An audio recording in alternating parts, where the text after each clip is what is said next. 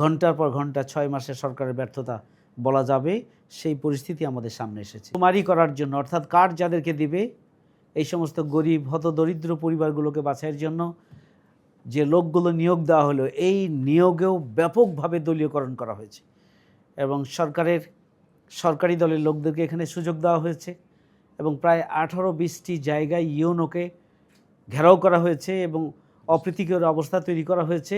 কী জন্য? এটা দলীয় এক দল করেছে এবং সরকারি দলের আরেক গ্রুপ এটাকে এখানে বাধা এবং প্রতিবন্ধকতা তৈরি করেছে এবং ঘেরাও করেছে, অসন্তোষ তৈরি করেছে।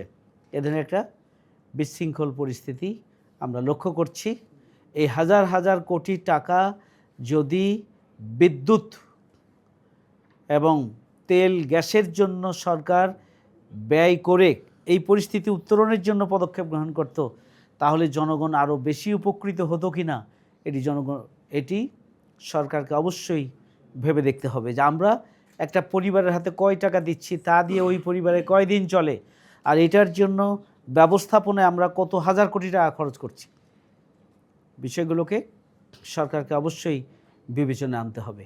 আমরা 6 মাসে সরকারের সফলতা কোথায় সেটি দূরবীন দিয়ে খুঁজতে হবে। আমরা যদি ব্যর্থতা বলি তাহলে ঘন্টার পর ঘন্টা 6 মাসের সরকারের ব্যর্থতা বলা যাবে, সেই পরিস্থিতি আমাদের সামনে এসেছে। জগন্নাথ বিশ্ববিদ্যালয়ে ছাত্রদলের পক্ষ থেকে হামলা করা হলো, আমাদের ঢাকা কলেজে হামলা করা হলো, আমাদের একজন প্রিয় ভাই অ্যাডভোকেট আতিকুর রহমানকে চিরতরে তার একটা চোখ অন্ধ হয়ে গেল, আরেকটি চোখ অন্ধের পথে।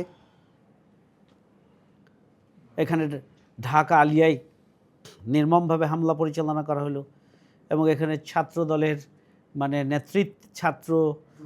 যুবদলের নেতৃত্বে মাথায় হেলমেট পরে ওই ফ্যাসিবাদী স্টাইলে, যুবলীগ স্টাইলে আবার রাস্তায় নামলো। এগুলো দেশবাসীর কাছে পরিষ্কার, যেগুলো আদেশ কারা করছেন, কিভাবে করছেন এবং এগুলো নিয়ন্ত্রণের জন্য সরকারের কোনো ভূমিকা আছে বলে মনে হয় না। আপনারা সম্প্রতি দেখেছেন।